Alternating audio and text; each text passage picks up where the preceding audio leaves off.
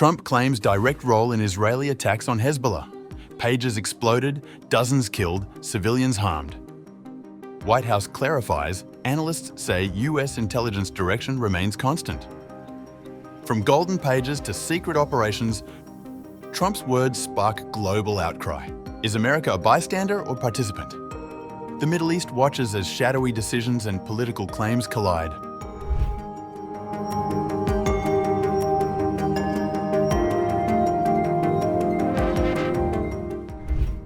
In an interview with Time, US President Donald Trump suggested he played a direct role in a deadly Israeli operation in Lebanon last year, which killed dozens, including children.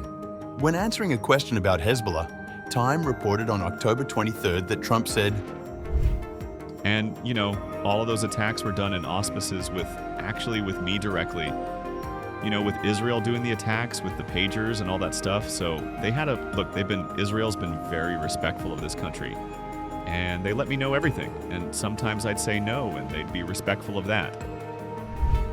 Trump's comments referred to the September 17th, 18th, 2024 attack on Hezbollah operatives in Lebanon. The operation used booby-trapped pages rigged with explosives, reportedly killing between 35 and 42 people and injuring thousands more, including civilians at ATMs and local markets. Two ex-Mossad agents later told CBS News that Hezbollah had been duped into purchasing the devices, which exploded simultaneously. The president's revelation came amid a discussion about his Gaza peace deal, which has established a tentative ceasefire between Hamas and the Israeli Defense Forces. When Time brought up Israel's broader operations against Hezbollah and regime change efforts in Syria, Trump spontaneously revealed his involvement. The White House later sought to clarify the statement. A spokesperson said Trump had intended to reference Israel's September 2025 strike in Doha, Qatar, targeting a Hamas compound. Yet, White House Communications Director Stephen Chung later confirmed to the Daily Beast. The definition of auspices is support and approval. President Trump supported the action. Analysts, however, caution that Trump may be overstating his role. Many argue that the operation ultimately reflected the decisions of the US intelligence apparatus and broader foreign policy strategy, consistent across administrations, whether Trump, Biden, Bush, or Obama. In other words, experts say the players may change, but US foreign policy rarely does.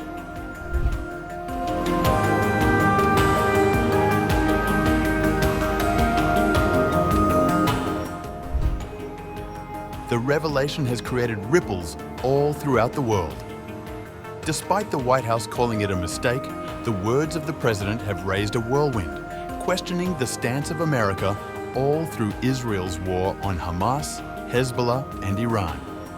The statement turns the US from a mere bystander to a participant in Israel's atrocities in the Middle East. It is nonetheless noteworthy here that Netanyahu, on his tour to the United States, gifted Trump a golden pager as a symbol of Israeli victory over Hezbollah. Now, the revelation raises serious questions about whether that gift meant more than just Israel's victory. Earlier in 2023, during his rally in West Palm Beach, Donald Trump claimed that Israeli PM Benjamin let us down for not being part of the strike on Iranian General Qasem Soleimani, but then tried to take credit for the operation. Israel was going to do this with us, and it was being planned and working on it for months. We had everything all set to go, and the night before it happened, I got a call that Israel will not be participating in this attack. Nobody's heard this story before. They didn't tell us why. I'll never forget that Bibi Netanyahu let us down. We were disappointed by that. Very disappointed. But we did the job ourselves with absolute precision. And then Bibi tried to take credit for it. Netanyahu's office never responded to Trump's comments. Similarly, Israel has not yet backed or denied the involvement of the US in the pager attack. However, during the Time interview on October 23rd, Trump did not mention anything regarding Israel when he talked about the killing of Soleimani. Now, then you could also say, we took out Soleimani. It really started years ago because you had a different person in Soleimani than you had let's say now, of course they lost 3 layers. We killed 3 layers of their leaders, their military leaders, one after another. So anyway, Iran became much different, and it was no longer a bully. We're talking about over the last few months. It was no longer a bully. The Soleimani thing, I think, was important. That's when it started, in the first term. I had a great first term, but the Soleimani, he was important. He was getting ready to attack our five forts. And in fact, he was with the man from Iraq who was on that side, and they were getting ready, but mostly Soleimani was getting ready to attack 5 of our forts. We have embedded forts in different places, and they were all set to go, and we got them first. That was big. But then you bring it to this, and what happened is we took them out.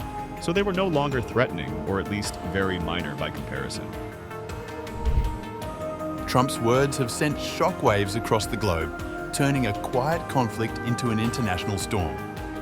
From golden pages gifted by Israeli leaders to whispered operations in Lebanon and beyond, the revelations raise questions that go far beyond politics about power, accountability, and the shadowy decisions made in the corridors of influence. One thing is clear: history will not soon forget who claimed responsibility, and the world is watching.